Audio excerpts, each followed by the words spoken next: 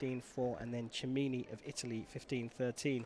Di Veroli came through Freilich of Israel 15-14. The world number 20 Lugones Ruggeri of Argentina 15-7. A brilliant comeback against Max Heinzer of Switzerland 12-11. And Noj, the other 17-year-old in the quarterfinal from Hungary, 15-8. But we're underway here. Di Veroli of Italy on your left, KANO of Japan on the right. Patrick, first thoughts on this one? So the first thing I'm thinking is like, well, there's a new passivity rule, and I think actually it's going to come somehow into play, because I think KANO in his very active style is going to, you know, move a lot, and Di Veroli is not going to try to follow, because that's the worst thing you could do against an Asian fencer, because they're extremely quick and they spend a lot of energy, but they have the energy. So I think Di Veroli is going to be a little more conservative in his approach, but he's going to try to make it last a little bit longer. As we saw, you know, he's trying to put like steady pressure, but he was surprised by the explosiveness of the Japanese. Yeah, lovely flash to start things off from the Japanese fencer. Knows he's got his work cut out for him. A little feedback there on the speakers here. Just halt play temporarily. Now Di Veroli, he's been quality to watch all day today. He's been very, very patient, and a bit more feedback, and Alafala quite rightly just stopping the fight. Yeah, technology is always great.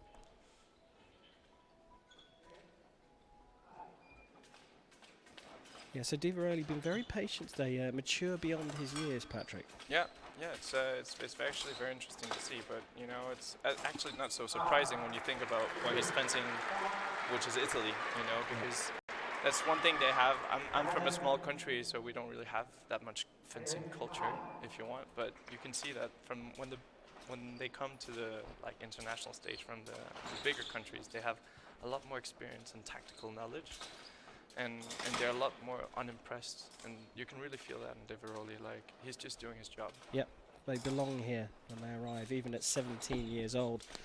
He's a real talent, already a superstar, but definitely one in the making at senior level. Leveled things up here, continuing with this patient approach. Yeah, so I don't know if you noticed, but he's always pressuring on the arm, and the first time he got caught in a parry, and the second time he just powered through and got it. So right now he's not giving a lot of information to KANO.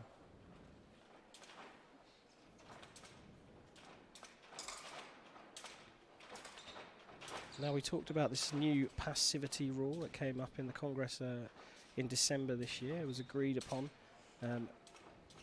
Look, without going into it in any great detail, well, here we go. We get a call of non-combativity. We haven't seen much of it here. Well, actually, it's funny because one of my teammates actually got he got raped, if I may say that, by it, because you know he was just so concentrated, so he forgot, and then he was behind, and he already had a yellow card, so he got a red card, even though there was a stop just before. So yeah, it's. You know, I think overall it doesn't really play too much on many matches, but on some matches and some fencers it has a huge impact.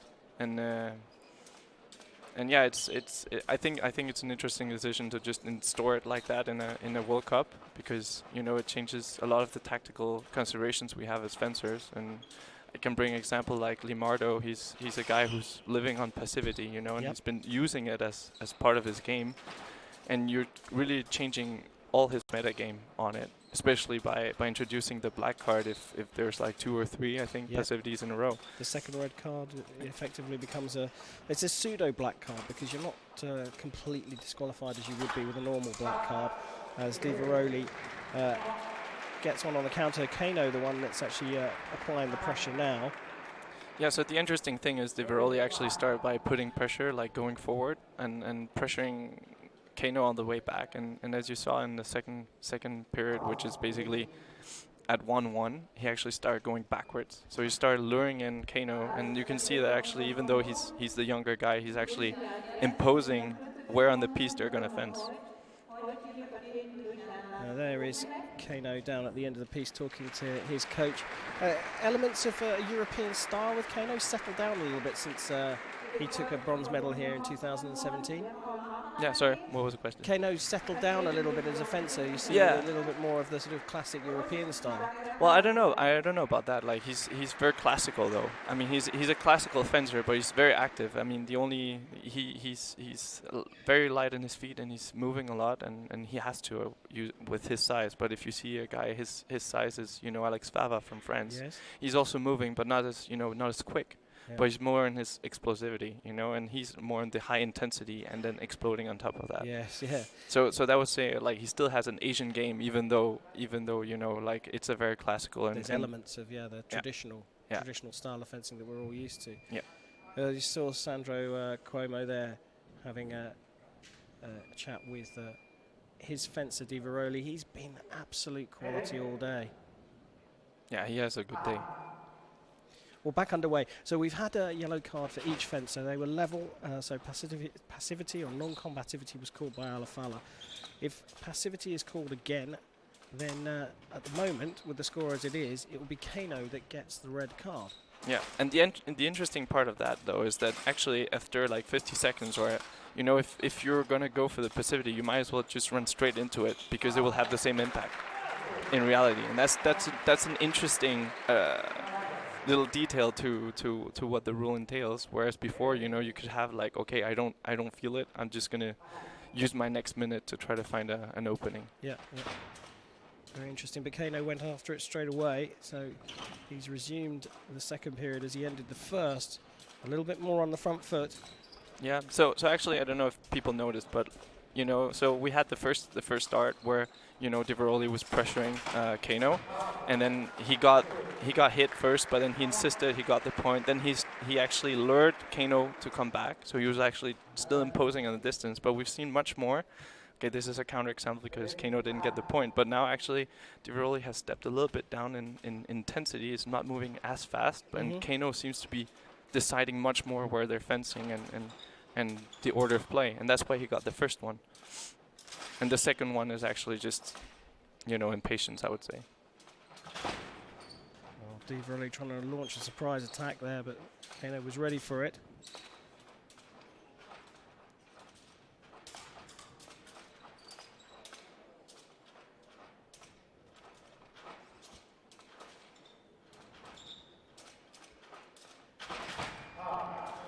Well, it looks to me like KANO's coming in to try and lure Di Veroli's arm out so that he can pick up the blade. Yeah. So KANO so far has been always like, initiating with the blade and then trying to go straight or to the armor, or flicking or fleshing, but he wants the blade first, and I think Di Veroli caught that. So now he's pretending to give the blade, pulling it out, and then just taking a step back. And actually now you can see that the age comes into play. So, KANO has been doing like two very quick actions and taking very little time to do this. And that's like a very young approach to fencers. So more mature fencers would usually take more time to prepare these points. And again, the maturity of Di Veroli actually comes into play. You just can't, when you look at him, you can't believe that he's just 17 years old. He looks like he belongs exactly where he is. Yeah, but also physically, he's in a very, very able shape. He's moving very well, and he's super stable.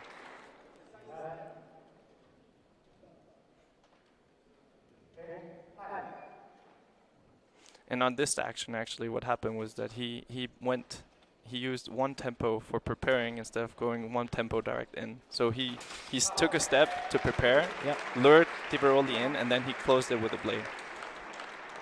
Well, that's clever stuff from the Japanese fencers. Close to within one.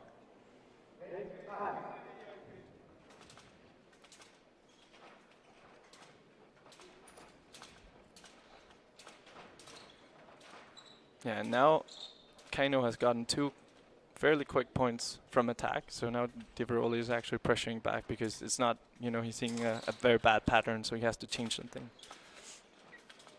Having watched him today, he's very stoic in his approach. He's very, very calm and patient. He won't go racing in unless he sees an absolute golden opportunity. Again, the maturity from the mental side of things is incredible for someone who's 17.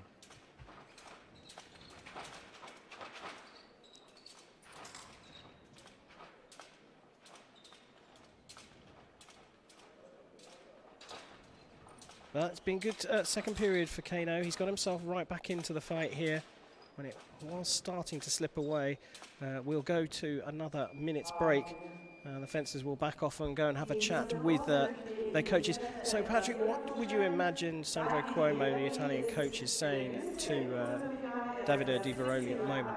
So I think he's telling him basically what happened. So the things that were going well, he was going back and he was actually, getting KANO to be impatient by not giving information, and then waiting for KANO to launch, to burst out of him, and then just punish his impatience, and then what happened after these 3 quick points, that KANO actually took an extra step, an extra preparing step, which actually got Di Veroli out.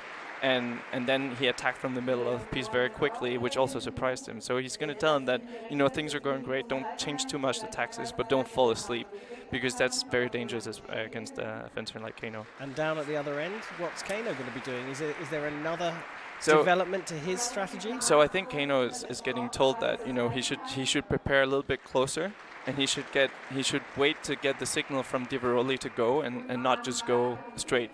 Because Di Veroli is just waiting for that. He waits for the parry, or he waits for the counterattack. So he has to get him, to stress to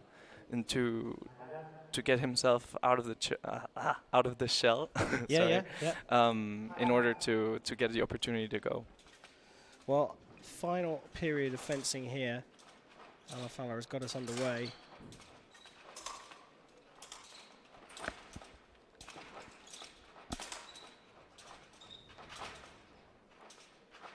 Instructions given by both coaches. Now it's down to these two. And KANO finding a beautiful way through there. And I don't know if you saw that too. So he actually took the first step, and then another quick step, and then a lunge. So he actually now has this extra preparation steps and all the stuff that he's preparing. Well, it's exactly what you called. KANO implementing it immediately. Level now at 5 apiece inside the final period here. And it's Di Veroli that's gone back out to put some pressure on. Nothing too explosive just yet from him. And actually, you can also see that the intensity of KANO has decreased too. So where he was very jumpy and very wild to begin with, now he's a lot more steady and a lot more jumping on his place and following, Di Veroli's, tempo. So that should be Di Veroli's advantage, except if it's completely planned by KANO. Yeah. Which it could be. A setup, yeah. Well, that's the whole point of the game. It's two fencers who can both adapt their strategies at the same time. So it's a moving target for both of them in more ways than one.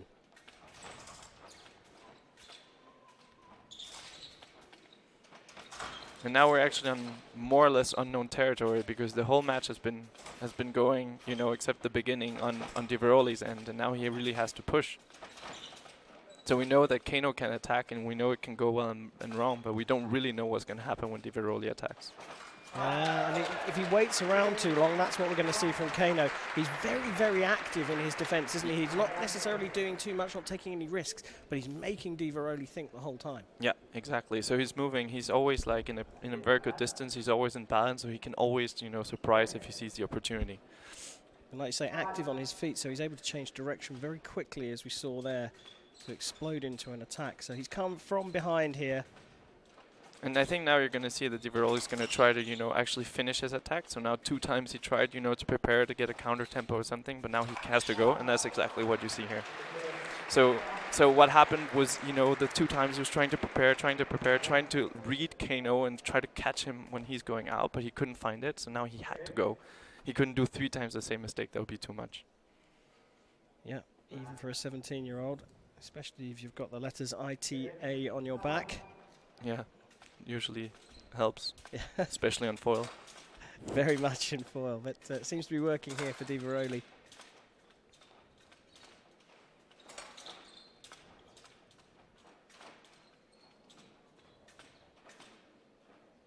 So now my guess is that he's probably going to fake again, go short, and then, leave his blade like he did against Heinzer.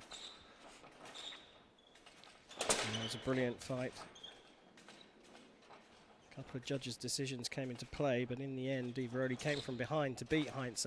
He needs to do the same thing here, but KANO so active in his defence. Alert, has gone 2 points clear, 42 seconds left on the clock. Still plenty of time for Di Veroli to get into it, but no room for error here. Yeah, and here the mistake was that he actually attacked from too early. So KANO had like 3 meters to go back on, so he could easily go back and not feel pressured. Now, if he attacks now, he's probably like, you know, either KANO in his face or, you know, he's going to get parried, but KANO cannot really go back. Well, it looks to me like perhaps a plan C has come into play for Di Veroli. Seems to be pushing him to the back line now and trying to force him into attacking so that he can pick off his opponent. So another sort of string to his bow, another variety to his actions. Absolutely, and now it's going to be interesting to see, because you could very well imagine, especially if KANO is a little bit young in his mind, that he's going to attack early, and that's what he did. You called it. It's 8 apiece, and there is very little time left on the clock. Who is going to go for this, or are we going to see a priority minute? So my guess would that Di Veroli could perhaps pressure now, and KANO might want to take it in the minute. Oh, looks like they've decided to leave it all there. 8 apiece, and they are going to go to a priority minute. So Alafala will toss the electronic coin to randomly select who has priority here. It's a sudden death minute. Next hit wins. If there's no score, it goes in favour of the person with priority, and that is Davide Di Veroli. I don't think that makes that much difference in this fight, does it, really? Well, actually, I think the priority was very interesting, because had KANO had it, it would have been more like what we saw in the end, and now that Di Veroli got it, it's going to be more what we saw in the middle. Only that now the twist is nobody can make mistakes, so they're probably going to, either go for it straight from the beginning, or they're going to go like in, I don't know, 10 seconds or something. Well, it's active. KANO went down to the foot there. Di Veroli was sharp to it. Oh, so tense. One hit to go through to the final of Heidenheim, and the 17-year-old Davide Di Veroli has done it. He is some talent. Yeah, absolutely. And actually what happened here was that KANO used the preparation step as he did the whole match in the middle, which actually got him the lead, but he was too close, and Di Veroli was just waiting for this error of coordination, like my coach says.